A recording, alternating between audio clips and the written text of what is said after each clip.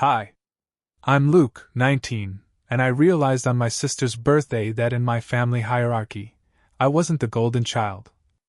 I was the houseplant. Barely watered, occasionally yelled at, mostly ignored. And the moment everything snapped? Yeah, that happened right in the kitchen, 3 hours before my parents left for a week-long cruise, when they swore was a family vacation. Spoiler, apparently I wasn't part of the family. I walked in expecting my suitcase to be packed beside theirs, maybe a happy early birthday, son, or at least some crumbs of parental affection. Instead, my dad dropped a stack of school papers on the counter with all the grace of a flight attendant slamming down a tray table. "You'll handle Andrea's assignments while we're gone," he said, already checking flight times. "Her teachers agreed to take them late.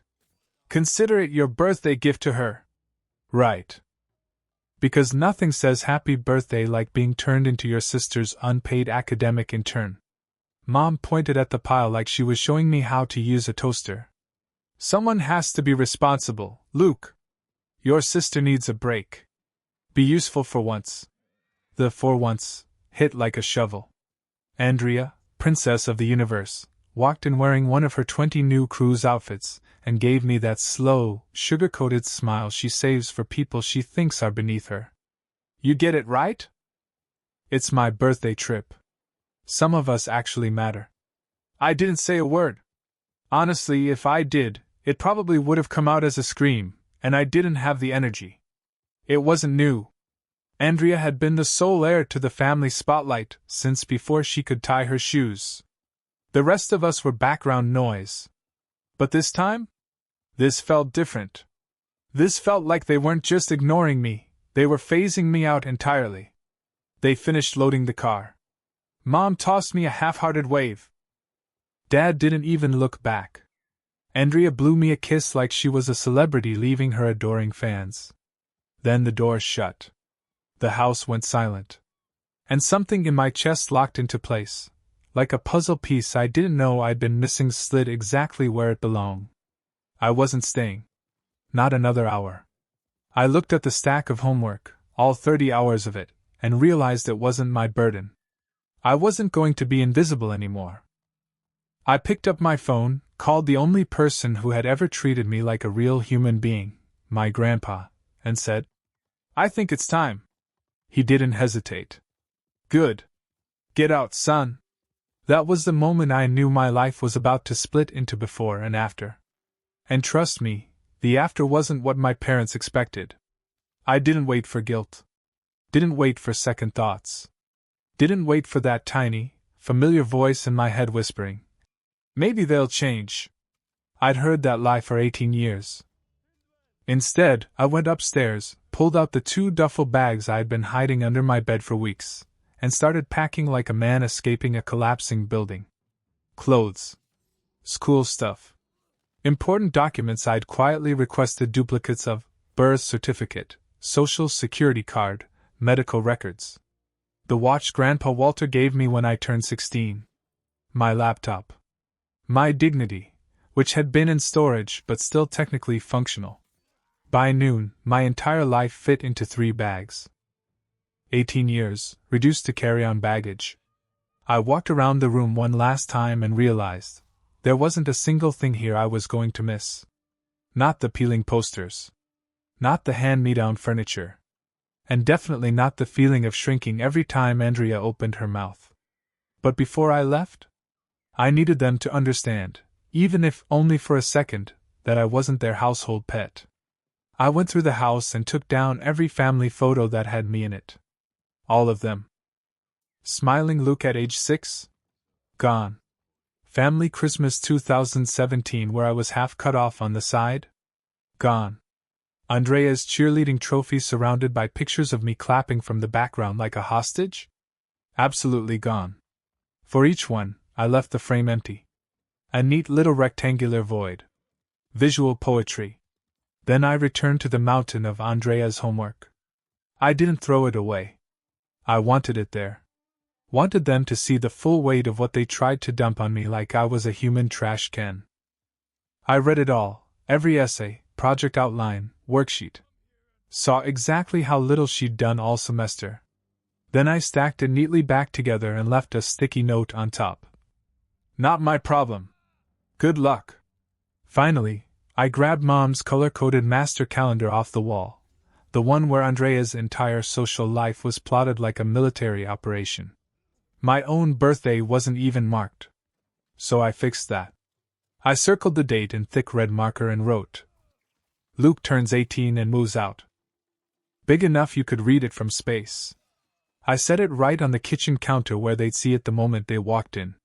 Then I walked out of that house, quietly, calmly, and shut the door behind me. For the first time in my life, the silence felt like freedom, not punishment. I drove straight to my new rented room across town, paid my first month's rent, and sat on the bed staring at the blank walls. It wasn't much. Small. A little drafty. The mattress squeaked like it feared sudden movements. But it was mine. That night I started my new warehouse job at 6 a.m. the next morning. So at 5 a.m., under the buzz of cheap fluorescent lights in the parking lot, I sat in my old car sipping gas station coffee and watched the sun rise. And I realized this was already the best birthday I'd ever had. But the peace didn't last long. Because while I was finally breathing, my parents were coming home to a very empty house. And they weren't going to take it well. They got back 8 days later. 8 days of sunbathing, snorkeling, piña coladas, and if I had to guess, absolutely zero thoughts about me. Which was fine. I hadn't thought about them either. I swung by the old house that morning to grab a few things I'd forgotten. My winter coat, some books, my wrestling medals they'd shoved in a drawer like they were ashamed I'd earned them. The house felt abandoned. Not physically, just spiritually. Like a museum exhibit titled, Family, but make it depressing. I checked my phone before I left. And froze. 20 missed calls. 12 texts. 2 voicemails. All from the last 6 hours. I didn't read a single one. Deleted everything. Blocked all 3 numbers. If they were panicking, good. They could sit with it. I drove back to Margaret's, my safe little rented room in a quiet house, and settled into the evening. 2 hours later, she knocked on my door, voice low and steady. Your parents are here. On the porch. They look agitated. My stomach dropped through the floor. Of course they tracked me down. I followed Margaret downstairs. Through the window, I could see them. Dad pacing like he was preparing for a hostage negotiation. Mom with her. Pretend I'm the victim. Face glued to her phone. And Andrea in the back seat scrolling like she was bored at a dentist's office. I stepped onto the porch. Margaret stayed behind the glass, just enough in view to be a witness.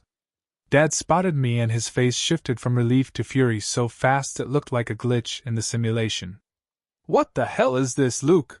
He snapped, marching toward the steps. Where have you been? Why aren't you answering our calls?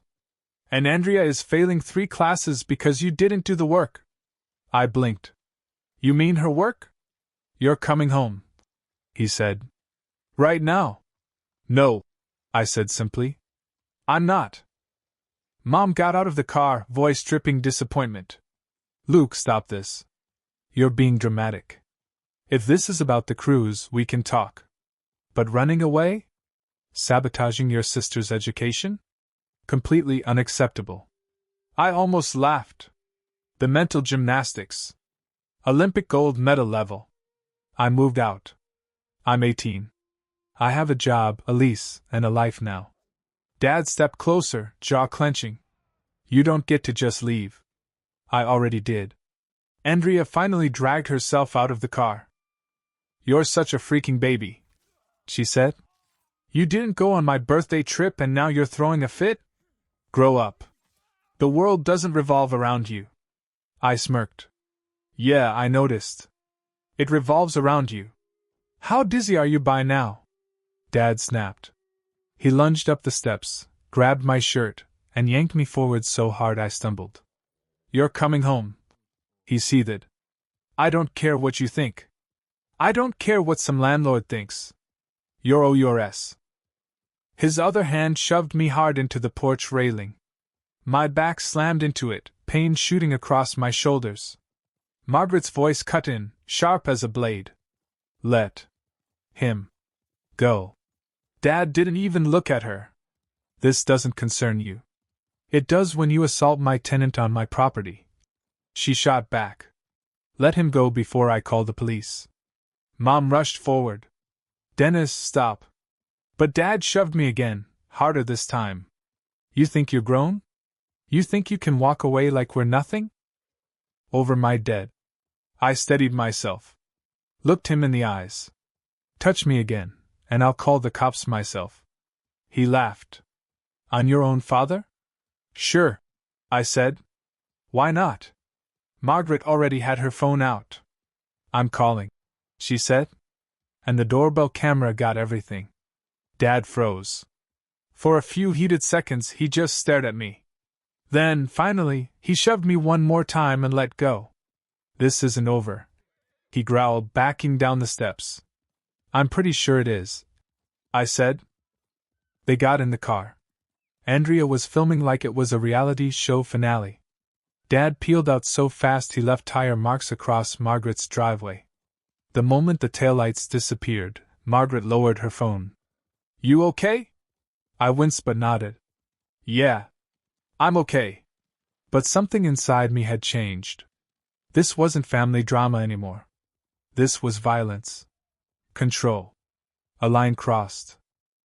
And 10 minutes later, when the police car rolled up and the officers asked if I wanted to press charges, I didn't hesitate. Yeah, I said. I do. The midpoint wasn't me leaving home. It was realizing I wasn't going back. Ever. The police took everything seriously. Way more seriously than I expected. One officer photographed the red marks on my shoulders where the railing caught me. The other took Margaret's statement, then pulled me aside in her living room. You're 18? She asked. Turned 18 while they were on their cruise. You live here legally? Month-to-month lease. I can show you. She nodded, calm and efficient.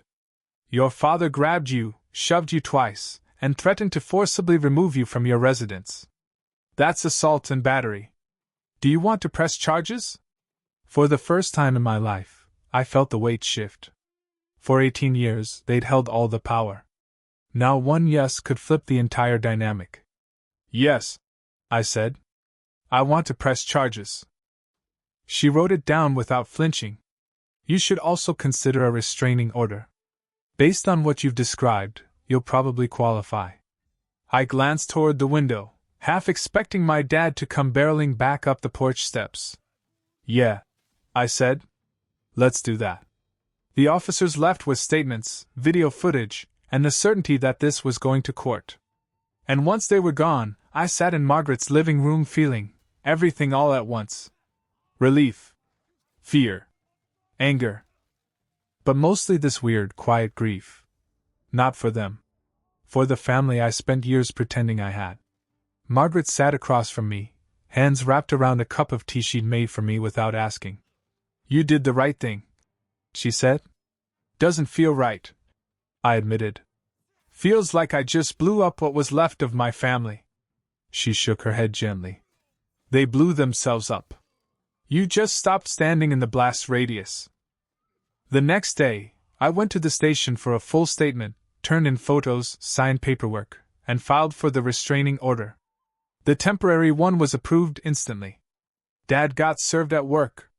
And apparently the humiliation was delicious, because Mr. Carlson, my history teacher, and the only staff member who'd ever treated me like a human, called 2 hours later. Your parents were here, he said. They're upset? I bet.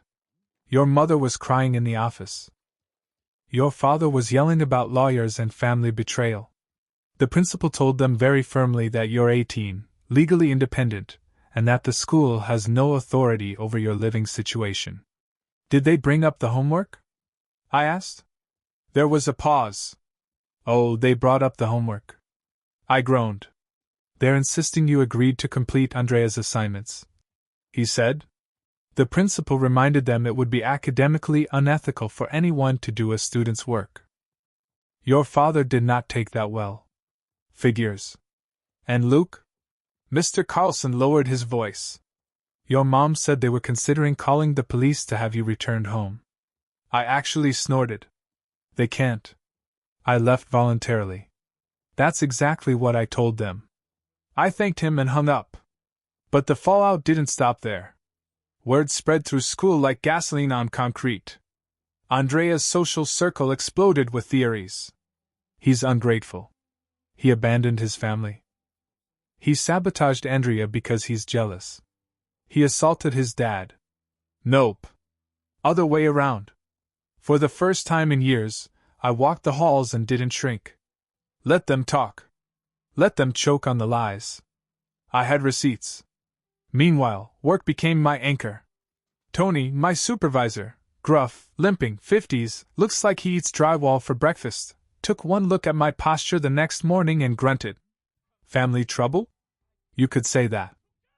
He nodded once, in the universal language of, I've been there. He didn't pry. Didn't judge. Didn't lecture.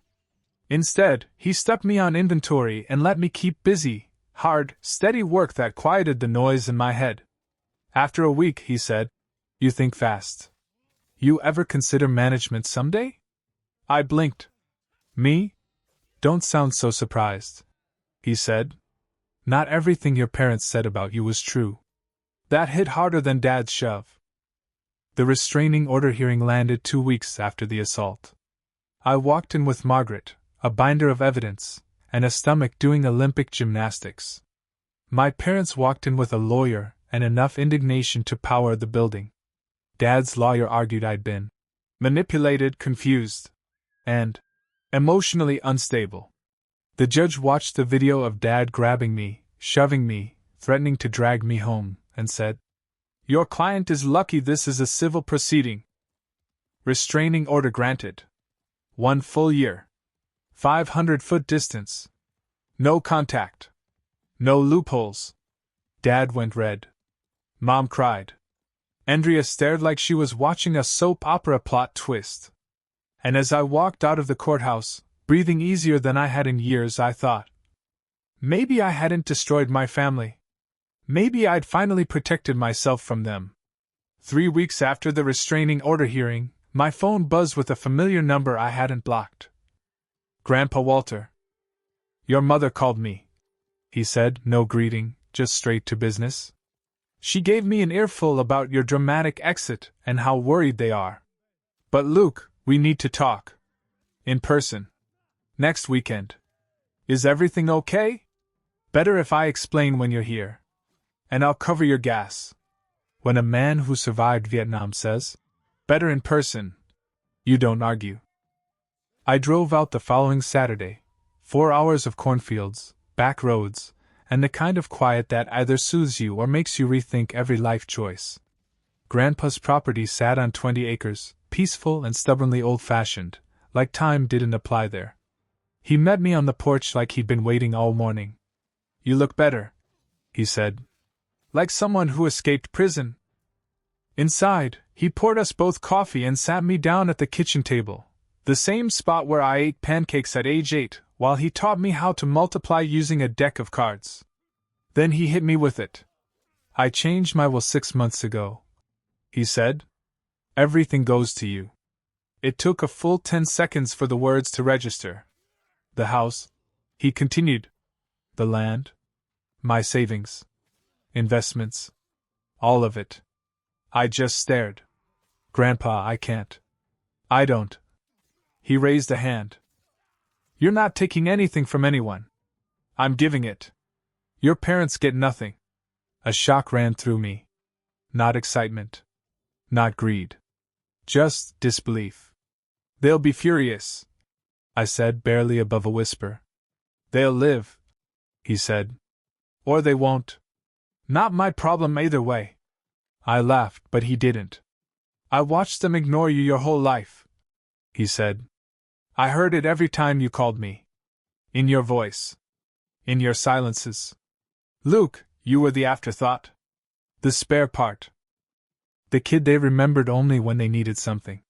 He leaned back in his chair. And I won't reward that. I swallowed hard. Because suddenly I understood why Mom kept us from visiting him more often. Why she always had excuses. He saw me. Really saw me. Why tell me now? I asked. Because I want you to know you have a future. He said. Security. Options. Freedom. They can't manipulate you with guilt or money anymore. You're set. They just don't know it yet. We spent the entire day talking. About my job, my place at Margaret's, community college classes I'd started researching. Then he told me stories about my dad, stories I'd never heard. Ones that made him sound like a different person before he met my mother. By the time I left, the world felt a little less heavy. You call if they cause trouble, Grandpa said before I got in my car. You're not alone in this. It was the first time I'd believed that. School became a weird battleground after that. Andrea avoided me like I carried a live grenade, but her friends didn't. They whispered loudly whenever I passed. He abandoned his family. He ruined Andrea's shot at a good college. He's jealous because no one ever cared about him. Honestly? They weren't wrong about that last part. But the difference was, I didn't need their care anymore. Mr. Carlson caught me after class. Your parents are still calling the school, he said. Demanding intervention. They even suggested you're being exploited. By who? Your grandfather. I actually burst out laughing. They want us to force you home, he said. The principal declined. Firmly. Of course, Mom escalated. Threatening the media, threatening lawyers, threatening whoever would listen. But none of it stuck. Especially after Dad's assault charge became public record. Meanwhile, my warehouse job was becoming the most stable thing in my life. Tony, my supervisor, my unexpected mentor, was starting to trust me with more. Dock schedules. Inventory rotation. Training new hires. Then one afternoon on break he said, I'm putting you on as shift lead. My heart stopped. That comes with a raise, he added. Don't make me regret it. I didn't plan to. For the first time in, ever. I was building something. A future not dictated by guilt or obligation. But my parents? They weren't done. Not even close. Because once Mom learned about Grandpa's will, she lost her mind. The news reached me on a Wednesday afternoon. I was mid-inventory cycle, halfway up a ladder, when my phone buzzed with a single text from Grandpa. Your mother knows. Buckle up. I didn't understand what that meant. Not until the next morning. Mom unleashed a campaign that would have impressed a political strategist having a nervous breakdown. First, the family group chat lit up. Aunts, cousins, people I hadn't spoken to since middle school suddenly messaging. Your mother is devastated. Why would you destroy your family over money? You need to fix this. You're being manipulated. You're abandoning your responsibilities. I blocked all of them. Then Andrea jumped in with a social media meltdown so dramatic it needed popcorn. Some people ruin their family because they can't stand seeing others succeed, sad face. Imagine pressing charges on your own father. Fake people show their true colors when they get jealous. Translation. She failed summer school and wanted a villain. Not my problem. Next day, Grandpa called, calm as a monk in a hurricane. Your mother is threatening to contest the will, he said. Can she? I asked. No. But she'll try. He chuckled. Let her waste her money. What did she say to you? That I'm destroying the family. That you've been brainwashed. That she deserves part of my estate to preserve stability. I snorted so hard I nearly swallowed my tongue. How'd you respond? Told her she should have treated you better. I sat there gripping the phone, stunned. No one had ever defended me like that. Not once. It felt like someone cracked open a window in a room I'd been suffocating in. 2 weeks later, the fallout hit school. Mr. Carlson caught me before class. They showed up again, he said. I sighed. Of course they did. They tried to convince the principal that your grandfather manipulated you into moving out so he could cut them out of the will. I stared at him. They really said that? They did. She also threatened to call the news about predatory relatives corrupting minors. What did the principal say? That you are an adult, and that they need to leave. Good. Because I was done being their assigned family scapegoat. Months passed. I worked. Saved. Enrolled in night classes at community college. Started building something that actually resembled a life. Margaret became like this odd, accidental guardian who made pot roast and reminded me to buy real laundry detergent instead of the bargain stuff that smelled like wet cardboard. Tony pushed me harder at work, in a good way, and treated me like someone capable, not fragile. Andrea failed her year and repeated it. She blamed me loudly and frequently. Dad pleaded his assault charge down to mandatory classes, community service, and a restraining order. He told extended family I had betrayed him. Mom sent a letter. 3 pages of guilt wrapped in faux concern. With one photo enclosed. A picture of me at 6 years old, holding my first wrestling medal, smiling like I still believed the world was fair. On the back she wrote, "We're sorry. We love you. Please come home." I folded the note, put it in a drawer, and went to work. I wasn't angry. I wasn't tempted. I wasn't heartbroken. I was done. Truly, peacefully done. Christmas Eve, Grandpa sent me a package. Inside, a new winter coat, a grocery card, and a handwritten letter. "Luke, I'm proud of you. The money will be yours one day. But you've already proved you don't need it. That's why you deserve it. Love, Grandpa Walter." I read it 3 times. I didn't cry. But I felt something ease inside me.